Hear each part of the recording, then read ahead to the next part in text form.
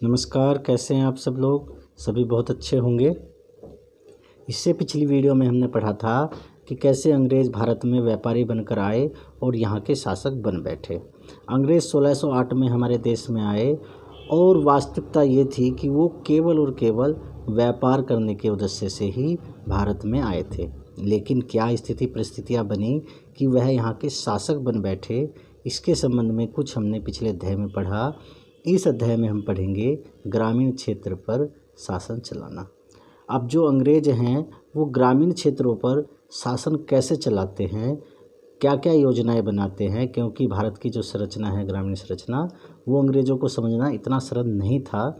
लेकिन फिर भी उन्होंने बहुत सारी योजनाएं बनाई कि भारत से कैसे धन एकत्रित कर सके, इसके लिए ग्रामीण क्षेत्रों पर कैसे शासन किया जा सके। इसकी शुरुआत कहाँ से होती है? इसकी शुरुआत होती है 12 अगस्त 1765 से। 12 अगस्त 1765 को जो तत्काल अंग्रेज रॉबर्ट क्लाइव था, उसने मुग़ल बादशाह से कंपनी के लिए दीवानी ले ली। अब ये दीवानी क्या होती है? दीवानी का मतलब होता है कोई क्षेत्र विशेष जहाँ का पूरा राजस्व वसूल करने का अधिकार जिसको दीवानी मिलती है उसको प्राप्त हो जाता है। इस तरह से अंग्रेज़ों को वहाँ का भू राजस्व जितने भी तरह के टैक्स हैं वो सब लेने का अधिकार हो गया। अब 1765 में अंग्रेज़ों ने क्या किया? उन्होंने टैक्स लगाना शुरू किया और ग्रामीण संरचना को समझने का प्रयत्न किया। उसके बाद और 1865 तक वो इतने आत्मनिर्भर बन गए कि 1865 तक भारत से सामान खरीदने के लिए कंपनी को ब्रिटेन से सोना चांदी आयात करना पड़ता था। लेकिन 1865 के बाद उनको ब्रिटेन से कुछ भी आयात करने की आवश्यकता नहीं पड़ी और यहाँ से जो राजस्व प्राप्त होता था उससे ही पूरा कंपनी का खर्च है जो चल जाता था। इस अध्याय के अंतर्गत हम कैसे कैसे अंग्रेज़ों ने भूमियों का बंदोबस्त किया, कैसे कैसे नई नई योजनाएं बनाई भारत से लूट खसोट मचाने की, वो सब पढ़ेंगे। चलो शुरू करते हैं। पहला प्रश्न है, निम्नलिखित के जोड़े बनाइए। इनके जोड़े बनाने, इनको मिलान करना है। रेत क्या है? रेत किसान से संबंधित है। किसान को ही एक तरह से रेत कहते हैं, क्योंकि अंग्रेज़ों ने एक व्यवस्था लागू की थी, एक भूमि का बंदोबस्त किया था, रेतवाड़ी, उसी से संबंधित रेत है। रेत किसान को कहते थे। दूसरा है महाल। महाल क्या होता था? ये ग्रामों का समूह बनाया था अंग्रेज़ों ने और एक महालवाड़ी व्यवस्था लागू की थी। तो महाल किसको बोलते हैं? महाल किसको बोलते थे? ग्राम समूह को बोलते थे। निज क्या है? निज का संबंध बागान मालिकों की अपनी ज़मीन पर खेती से है। जो बागान मालिक होते थे वो अपनी ज़मीन पर खेती कैसे करते हैं, इससे संबंधित था रेयती। ये रेयती भी वही रेत से संबंधित शब्द है लगभग। रेतों की ज़मीन पर खेती, रेत मतलब किसानों की ज़मीन पर खेती। अब प्रश्न संख्या 2 देख लेते हैं। रिक्त स्थान भरिए। यूरोप में वोड उत्पादकों को से अपनी आमदनी में गिरावट का खतरा दिखाई देता था। जो यूरोप है वहाँ पर नील, क्या है इसका उत्तर? नील से अपनी आमदनी में गिरावट का खतरा दिखाई देता था, क्योंकि नील एक ऐसा पौधा था जिससे कलर निकलता था जो कि कपड़ों की रंगाई में काम आता था। और उस समय जो भारत के अंदर नील पैदा होता था वो सबसे उच्च कोटि का था, उसकी पूरे विश्व में बहुत ज़्यादा डिमांड थी। इसलिए पूरा यूरोप जो है उनको यह लगता था कि हम व्यापार में पिछड़ न जाएं, क्योंकि नील किस तरह हमारे पास आएगा इसकी योजनाएं वो बनाते थे। दूसरा क्वेश्चन है, 18वीं सदी में के आखिर में ब्रिटेन में नील की मांग के कारण बढ़ने लगी। नील की मांग औद्योगिकरण के कारण बढ़ गई, क्योंकि इस समय तक ब्रिटेन में औद्योगिकरण अपने कहते हैं उत्कृष्ट अव्यवस्था में पहुंच चुका था।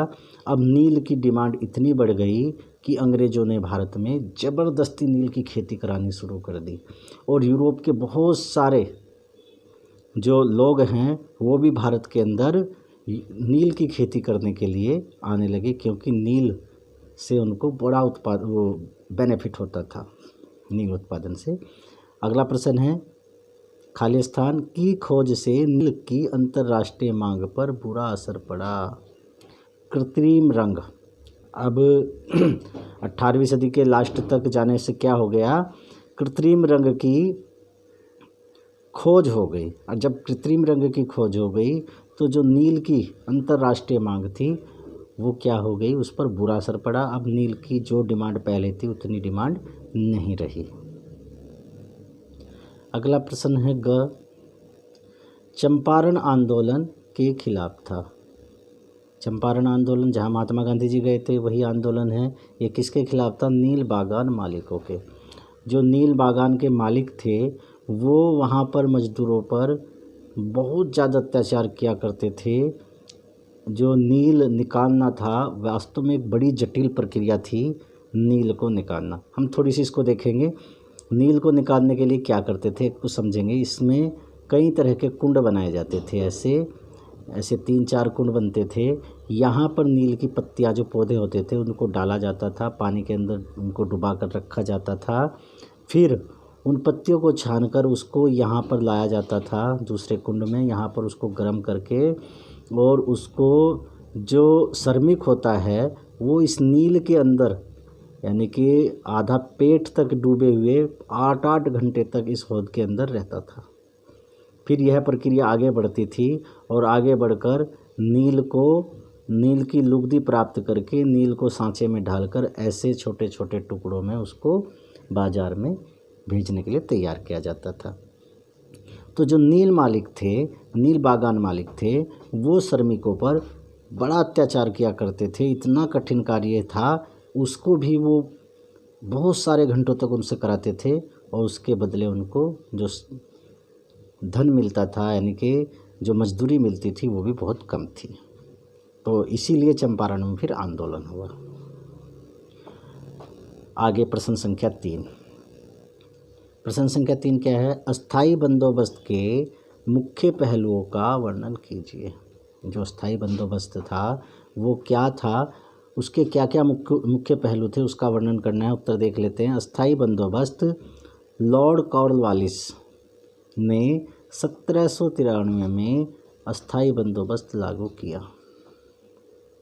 लॉर्ड कॉर्नवालिस ने 1793 में, कौन से सन में, दोनों पॉइंट याद रखना है, लॉर्ड कॉर्नवालिस भी और 1793 में अस्थाई बंदोबस्त लागू किया गया। अब क्या क्या पॉइंट थे उसके, राजाओं और तालुकदारों को जमींदारों के रूप में मान्यता दे दी। जो अस्थाई बंदोबस्त है उसके तहत क्या हुआ, राजाओं और तालुकदारों को जमींदारों के रूप में मान्यता दे दी गई। दूसरा पॉइंट, जमींदारों को किसानों से राजस्व इकट्ठा कर कंपनी के पास जमा कराने का काम दिया गया। तीसरा पॉइंट क्या है, जमीनों की राजस्व राशि अस्थायी रूप से निश्चित कर दी गई। इसलिए इसको अस्थायी बंदोबस्त कहा गया, क्योंकि अब ज़मीनों का जो राजस्व है वह निश्चित कर दिया कि इतना राजस्व आपको देना ही देना पड़ेगा। चौथा पॉइंट क्या है, किसानों से भूमि संबंधी अधिकार छीन लिए गए, जिससे किसान जमींदारों की दया पर निर्भर हो गए। वे अपनी ही ज़मीन पर मजदूरों की तरह काम करने लगे। और ये जो हम पिक्चरों में भी देखते हैं कि जमींदारों ने किसानों पर अत्याचार कर रखा है, ये उसी दौर की बात है। क्योंकि उस समय जो जमींदार थे उनको जितना उनको राजस्व निर्धारित कर रखा था वह उनको देना ही देना था, और इसके लिए वह प्रश्न 4 है, माहलवारी व्यवस्था अस्थाई बंदोबस्त के मुकाबले कैसे अलग थी। अभी तक हमने अस्थाई बंदोबस्त में क्या था, अब माहलवारी व्यवस्था। अंग्रेज़ों ने ग्रामीण पर, जो ग्रामीण क्षेत्र है उस पर शासन करने के लिए सारी व्यवस्थाएं लागू की। अस्थाई बंदोबस्त फेल होने के बाद उन्होंने क्या लगाई, महलवारी व्यवस्था। अब ये महलवारी व्यवस्था क्या थी, इसको भी देख लेते हैं। महलवारी व्यवस्था और अस्थाई बंदोबस्त में भिन्न था, दोनों का अंतर। महलवारी व्यवस्था बंगाल प्रेसिडेंसी के उत्तर पश्चिम के लिए होल्ट मैकेजी नामक अंग्रेज ने एक नई व्यवस्था 1822 में तैयार की गई। इस व्यवस्था के अनुसार जो बंगाल प्रेसिडेंसी है के उत्तर पश्चिम के लिए होल्ट मैकेजी कौन था, एक अंग्रेज था, नामक अंग्रेज ने एक नई व्यवस्था 1822 में तैयार की। इस व्यवस्था के अनुसार गांव के एक एक खेत के अनुमानित राजस्व को जोड़कर हर गांव या ग्राम समूह से वसूल होने वाले राजस्व का हिसाब लगाया गया। दूसरा, इस राजस्व को अस्थायी रूप से निश्चित नहीं किया गया, बल्कि उसमें समय समय पर संशोधन का प्रावधान किया गया। अगला पॉइंट क्या है, राजस्व इकट्ठा करने तथा कंपनी के पास जमा करने का काम जमींदार के स्थान पर गांव के मुखिया को दिया गया। अस्थाई बंदोबस्त व्यवस्था, अभी ये हम क्या पढ़ रहे थे, महलवारी व्यवस्था। अब अस्थाई बंदोबस्त व्यवस्था क्या थी, लॉर्ड कॉर्नवालिस ने 1793 में यह व्यवस्था लागू की। फिर राजाओं और तालुकारों को जमीनों के रूप में मान्यता दी गई। खेत के हिसाब से राजस्व निश्चित किया गया। दूसरा पॉइंट है, जमीनों की राजस्व राशि अस्थायी रूप से निश्चित कर दी गई। इस राशि में संशोधन का कोई प्रावधान नहीं किया गया। तीसरा पॉइंट देख लेते हैं, राजस्व इकट्ठा करने पर कंपनी के पास जमा कराने का काम जमींदार को दिया गया। तो दोनों व्यवस्थाएं जो हैं उसमें ये अंतर है, एक महलवारी व्यवस्था, दूसरी अस्थाई बंदोबस्त व्यवस्था। अब प्रश्न 5 देख लेते हैं। प्रश्न 5 क्या है, राजस्व निर्धारण की नई मुनरो व्यवस्था के कारण पैदा हुई 2 समस्याएं बताइए। अब जो मुनरो है उसने भी एक व्यवस्था लगाई थी, और मुनरो ने कौन सी व्यवस्था लगाई थी, रैयतवाड़ी व्यवस्था। अब रैयतवाड़ी व्यवस्था जो है उसके कारण 2 समस्याएं कौन कौन सी पैदा हुई। अब एक बार रैयतवाड़ी व्यवस्था को देख लेते हैं। रैयतवाड़ी व्यवस्था के जो है इस दक्षिण भारत पर यह व्यवस्था लागू की गई। पूरे दक्षिण भारत को इस व्यवस्था के अंतर्गत ले लिया गया। इसमें कई समस्याएं थी। इसमें जो किसान है, जो ज़मीन है वह किसान को ही दे दी थी, लेकिन जो राजस्व अंग्रेज चाहते थे वो राजस्व किसान देने में असमर्थ रहे, चूँकि वो बहुत ज़्यादा राजस्व था। और क्या समस्या थी देख लेते हैं। मुनरो व्यवस्था के कारण पैदा समस्याएं, जमीन से होने वाली आय को बढ़ाने के चक्कर में राजस्व अधिकारियों ने बहुत ज़्यादा राजस्व तय कर दिया। किसान राजस्व नहीं चुका पा रहे तथा गांव छोड़कर भाग रहे थे। क्या समस्या पैदा हो गई, जब बहुत ज़्यादा टैक्स लगा दिया तो जो किसान है वह इतना टैक्स नहीं दे पा रहे थे, जिस कारण वह गांव छोड़कर ही भागने लगे थे। दूसरी, मुनरो व्यवस्था से अफसरों को उम्मीद थी कि यह नई व्यवस्था किसानों को संपन्न उद्यमशील किसान बना देगी, लेकिन ऐसा नहीं हुआ। जो मुनरो ने व्यवस्था दी, मुनरो ने कौन सी व्यवस्था दी थी, रैयतवाड़ी। क्या थी, रैयतवाड़ी। रैयतवाड़ी, जो ये रैयतवाड़ी व्यवस्था है उसकी ये 2 समस्याएं थी। आगे प्रश्न 6, रैयत नील की खेती से क्यों कतरा रहे थे। जो नील की खेती है उससे क्यों कतरा रहे थे उसको देख लेते हैं। एक, रैयतों का नील की खेती से कतराने का कारण, क्या कारण था, किसानों को नील की खेती करने के लिए अग्रिम ऋण दिया जाता था, परंतु फसल कटने पर कम कीमत पर फसल बेचने को मजबूर किया जाता था, जिससे वे अपना ऋण नहीं चुका पाते थे और कभी न ख़त्म होने वाले कर्ज के चक्र में फंस जाते थे। बागान मालिक चाहते थे कि किसान अपने सबसे उपजाऊ खेतों पर नील की खेती करे, लेकिन किसानों को क्या हुआ, किसानों को नील की खेती करने के लिए अतिरिक्त मेहनत तथा समय की आवश्यकता होती थी, जिस कारण किसान अपनी अन्य फसलों के लिए समय नहीं दे पाता था। क्योंकि नील की खेती करने के लिए क्या होता था, बहुत ज़्यादा मेहनत करनी पड़ती थी और किसान केवल नील में ही फंसे रह जाते थे, जिस कारण किसानों की हालत बद से बदतर होती चली गई। इसी कारण जो नील मालिक है उनके खिलाफ, नील बागान मालिकों के खिलाफ आंदोलन हुए। प्रश्न 7 देख लेते हैं। किन परिस्थितियों में बंगाल में नील का उत्पादन धराशायी हो गया? उत्तर, बंगाल में नील के उत्पादन के धराशायी होने की परिस्थितियाँ। मार्च 1859 में बंगाल के हजारों रेतों ने नील की खेती करने से मना कर दिया। रेतों ने निर्णय लिया कि न तो वो नील की खेती के लिए कर्ज लेंगे और न ही बागान मालिकों के लाठीधारी गुंडों से डरेंगे, क्योंकि जो कर्ज है, टैक्स है, उसको लेने के लिए जो बागान मालिक होते थे वो किसानों पर खूब गुंडागर्दी करते थे, उनको डंडों से पिटवाते थे। आगे, कंपनी द्वारा किसानों को शांत करने और विस्फोटक स्थितियों को नियंत्रित करने की कोशिश को किसानों ने अपने विद्रोह का समर्थन माना। अब ये लग रहा था किसानों को कि जो कंपनी है वह हमारे साथ है, लेकिन वैसा नहीं था। नील उत्पादन व्यवस्था की जांच करने के लिए बनाए गए नील आयोग ने भी बागान मालिकों को जोर जबरदस्ती करने का दोषी माना और आयोग ने किसानों को सलाह दी कि वे वर्तमान अनुबंधों को पूरा करें तथा आगे से वे चाहे तो नील की खेती को बंद कर सकते हैं। इस प्रकार बंगाल में नील का उत्पादन धराशायी हो गया। ये सब क्यों हुआ?